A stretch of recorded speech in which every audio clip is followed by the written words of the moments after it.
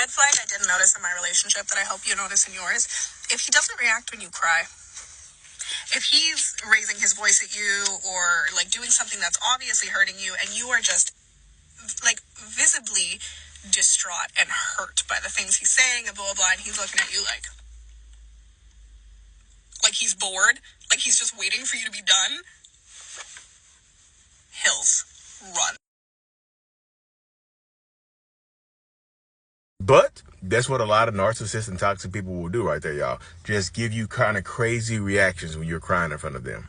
And of course, if you're new here, I'm actually a diagnosed narcissist. If you are crying in front of a narcissist or toxic person, a lot of times they will just give you the blank stare and just disconnect from you. Some narcissistic people will actually become enraged at you for crying. Oh, here we go again. You're trying to manipulate me with your tears. I'm not going to stand for this. Here we go again. Roar! And they'll lose their damn minds because you're crying or expressing some emotions in front of them. Yes, one of the catalysts behind this is the lack of empathy. Narcissistic people cannot just connect to you while you're crying.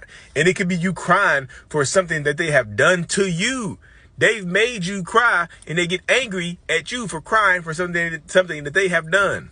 Now, narcissistic people can react a few different ways in this situation, y'all. Some of them will literally go to sleep peacefully. Your tears and your crying and your emotional reaction become like a damn near a white noise machine to them. It's just kind of like, but you're like, you're crying or letting it out and they're just sleeping peacefully. They're in REM sleep, deep sleep, all that other stuff. Narcissistic people just cannot connect to you in that moment. And some of them do think that you're trying to manipulate them because that's what they do with their tears. Narcissistic people, when they cry, some of them, they're trying to manipulate you with their tears, with this big emotional reaction. So they assume that you are doing the same thing to them. They assume it. They're like, oh, you're doing the same thing to me that I would do. So I'm not trusting your tears. You're making yourself cry. You're doing it to yourself. They'll blame you for your own emotional reaction. And last but certainly not least, some of them will see your tears and it's damn near like an aphrodisiac. They will get turned on by your tears. They'll get turned on by your big emotional reaction. It's damn near like they ate a plate full of oysters and just looking at you like you're a piece of meat. Just like, ooh. I don't know what it is, but them tears and that screaming got me. Let's go in the bedroom and talk. Let's go argue in the bedroom with no clothes on. Yes, your vulnerability in that moment will turn some narcissistic people on because vulnerability turns them on.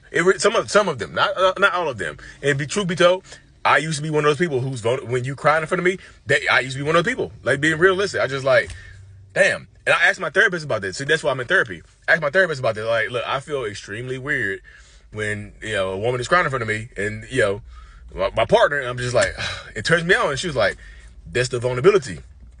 She's like, you struggle with being vulnerable. So when somebody is expressing vulnerability in you, you have that certain type of reaction. Some people get mad. Some people get angry. Some people go to sleep. You might have a combination of all the things. You might have a cycle. You might get angry, get mad, and then try to sleep with them. And that sucks to say that out loud, but that's me being vulnerable. That's me because I don't like it. So I don't hold my vulnerability in anymore.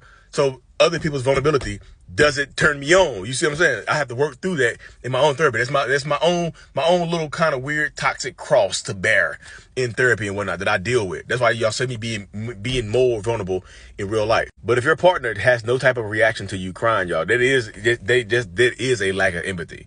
There's one of my mutuals, Eleni, I'll tag her right here.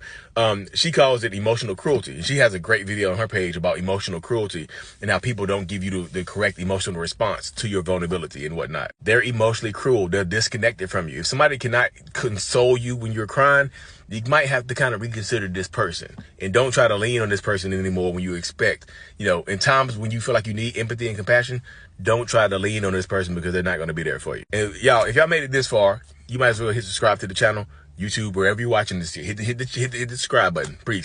Appreciate it. I said preach, priest. Thanks though.